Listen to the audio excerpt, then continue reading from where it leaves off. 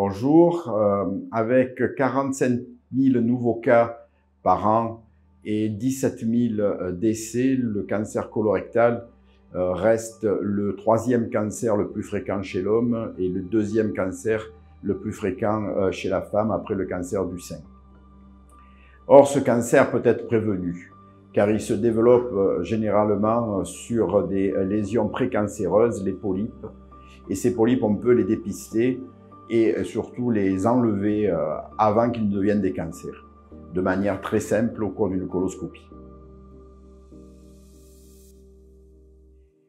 Comment les dépister? Le test de dépistage par la recherche immunologique de sang dans les selles est très efficace, mais malheureusement il n'est pas assez répandu ce jour en France, avec seulement 30% de la population de plus de 50 ans qui devrait faire ce test.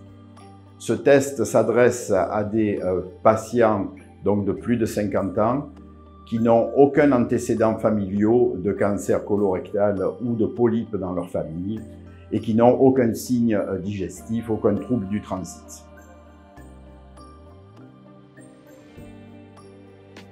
Pour les autres, ceux qui ont des antécédents familiaux, des troubles du transit, du sang dans les selles, bien sûr, ils doivent consulter leur médecin généraliste, puis un gastro-entérologue afin d'avoir une coloscopie. La coloscopie, elle était aussi indiquée en cas, bien sûr, de tests positifs, avec du sang donc, dans les selles positifs. Cette coloscopie, ce jour, s'est beaucoup améliorée par rapport à ses débuts il y a plus de 35-40 ans.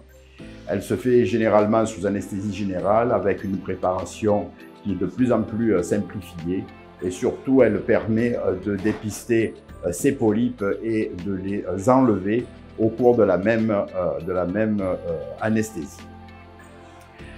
Ce jour, la coloscopie est aussi aidée par des nouvelles technologies comme l'intelligence artificielle.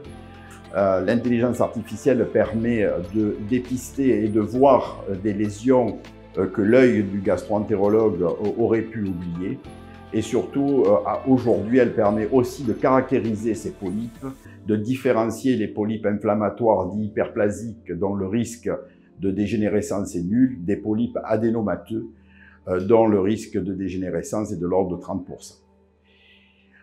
Cette intelligence artificielle reste néanmoins sous le contrôle de l'endoscopiste qui décide ou non, en fonction de la lésion dépistée, de réséquer ces polypes.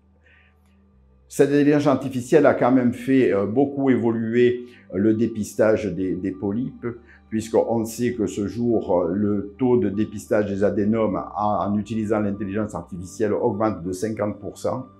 Et surtout, on sait que 1% de polypes dépistés en plus réduit de 3% le risque de cancer d'intervalle entre deux coloscopies.